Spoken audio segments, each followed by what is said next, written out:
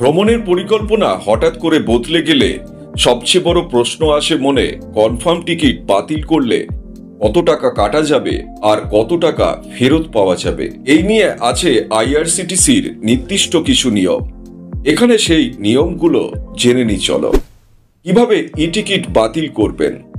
এখন আর কাউন্টারে যাওয়ার দরকার নেই।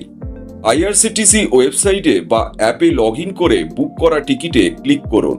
কয়েক মিনিটেই টিকিট বাতিল হয়ে যাবে। চার্ট তৈরি হওয়ার আগে ও পরে দুই সময়ই বাতিলের আবেদন করা যায়। তবে চার্ট তৈরি হওয়ার পরে সরাসরি রিফান্ড মিলবে না, তার জন্য টিডিআর ফাইল করতে হবে। আর মনে রাখবেন, রেলওয়ে কাউন্টারে ই টিকিট বাতিল করা যায় না। কনফার্ম টিকিট বাতিল করলে কত টাকা কাটা যায় সেটা জেনে নি চলো।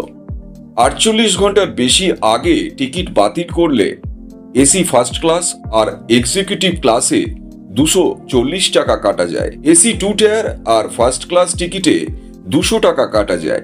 AC 3 tier, AC chair car আর এসি 3 ইকোনমি ক্লাসে 180 টাকা কাটা যায়।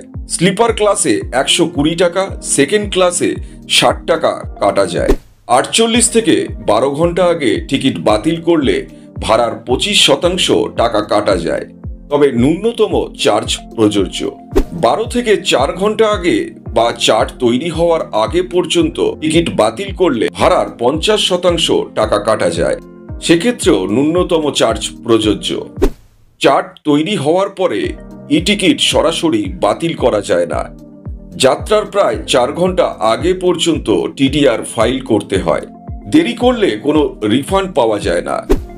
তৎকাল টিকিটের ক্ষেত্রে নিয়ম। কনফার্ম তৎকাল টিকিট বাতিল করলে কোনো রিফান্ড পাওয়া যায় না।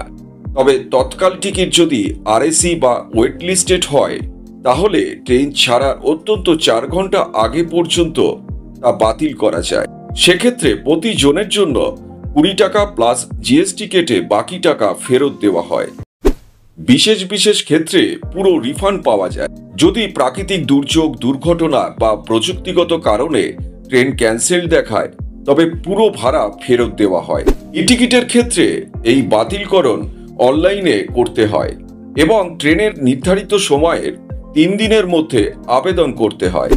এই ছিল কনফার্ম টিকিট বাতিলের সময় কত টাকা কাটা যায় আর কত টাকা ফেরত মেলে তার সম্পূর্ণ হিসাব। Thank you for watching this video.